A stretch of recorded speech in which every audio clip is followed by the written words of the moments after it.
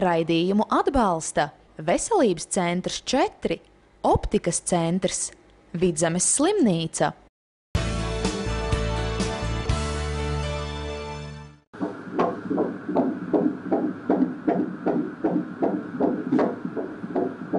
Dzirdēt sirdspūkstus ir ikvienas grūtnieces lielākais prieks, ka gaidāmajam bērniņam ar veselību viss ir kārtībā. Taču tikpat svarīgi topošai māmiņai ir visas grūtniecības laikā justies aprūpētā pie profesionāliem speciālistiem. Veselības centra 4 Juglas klinikā strādā 2 ginekoloģis, kuras sniedz izsmeļošas konsultācijas un veic nepieciešamos izmeklējumus ar jaunākās paaudzes iekārtām. Ja sieviete konstatējas, ka grūtniecība ir iestājusies, pirmais, kas jādara, steidzami jādodas pie ginekologa. Ginekologs, ņemot šo sievieti uz skaitē, pie mums Juglas klīnikā šīs grūtniecības novērošanas mēs veicam valsts apmaksātu vizīšu ietvaros, gan sonogrāfiju, gan vizīti. Tā kā grūtniece tiklīdz stājās uz skaitē, viņai nav jāmaksā par šīm vizītēm, nav jāmaksā par laboratoriskiem izmeklējumiem, un viņa nāk uz vizītēm apmēram 1 reizi mēnesī.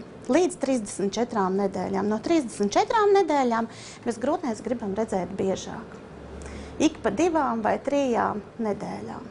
Ārkārtīgi būtiski regulāri apmeklēt ginekologu pirmajā trimestrī, kas ir līdz 12. 13. grūtniecības nedēļai, jo šajā laikā nepieciešams veikt ultrasonogrāfiju un ģenētiskās skrīninga analīzes, lai izvērtētu augļa veselības stāvokli un atklātu patoloģijas, ja tādas ir.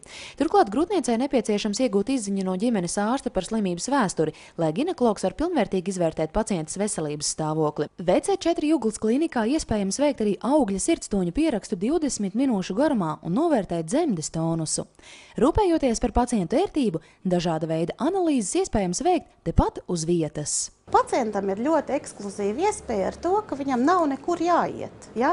Mēs vienā klīnikā nodrošinām gan parastos ginekoloģiskās izmeklēšanas, gan arī padziļināts, kas ir saistīts ar dienas stacionāra darbu, gan arī ar laboratoriskiem izmeklējumiem.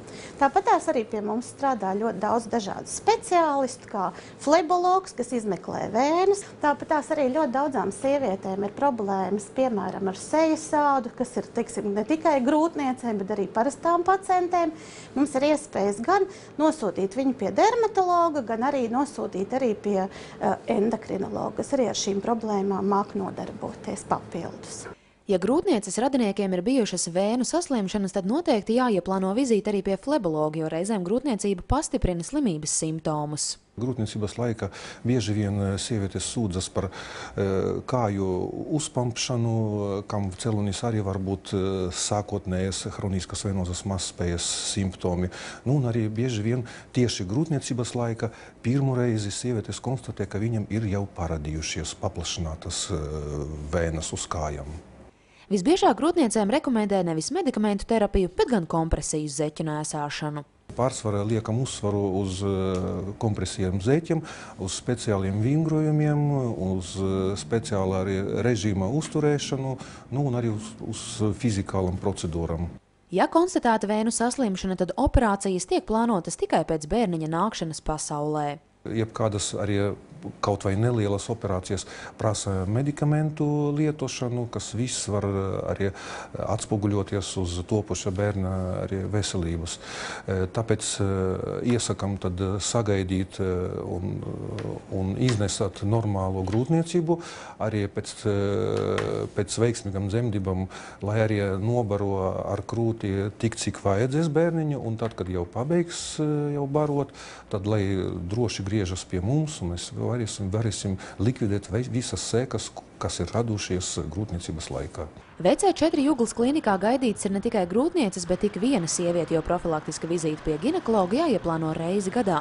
Turklāt, ja sieviete saņēmusi vēstuli ar aicinājumu veikt dzemdes kakla vēža skrīningu, to arī iespējams veikt šajā klinikā par valsts finansējumu. Mums ir arī dienas stacionārs ginekoloģiskām operācijām, dažādām abrāzijām, polipu noņemšanām, spirāļu ievadīšanām, biopsijām. VC4 klinikā Krišjāna Baronielā 117 jau esošais ultrasonogrāfijas iekārtu klāsts ir papildināts ar pasaulē jaunāko ekspertu klases Voluson E8 ultrasonogrāfu, kuru var izmantot gan grūtnieču izmeklēšanai, gan ginekoloģiskajā praksē. Jaunā iekārta sniedz augstas izšķirtspējas attēlu, tādējādi dažādas patoloģijas var atklāt savlaicīgāk. Ļoti labi var izmeklēt agrīnā grūtniecības laikā, ja? Tālāk jau tā saucamais otrā trimestra skrīnings, kad tiek apskatīties iekšējie orgāni, ja, kad tiek izmeklēta sirsniņa, sirds anatomija.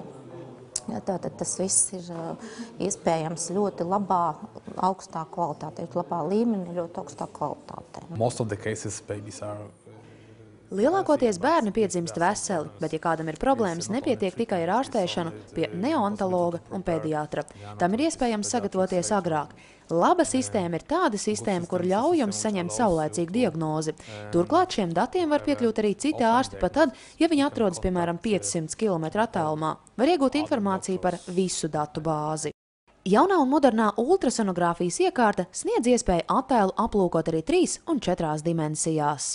Ja mēs runājam tieši par 4 dimensiju attēlu, tad tās ir mīksto audu patoloģijas, ja, ko var diagnosticēt.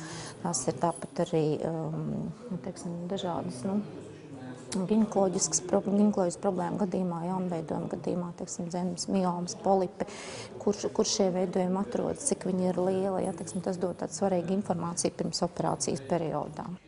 Tā kā slimības saulēcīga diagnosticēšana ir tik svarīgs aspekts, lai izveseļotos, tad šīs jaunās tehnoloģijas un pieredzējis un zinošs personāls ir ārkārtīgi būtisks faktors, lai cilvēks atkal kļūtu vesels.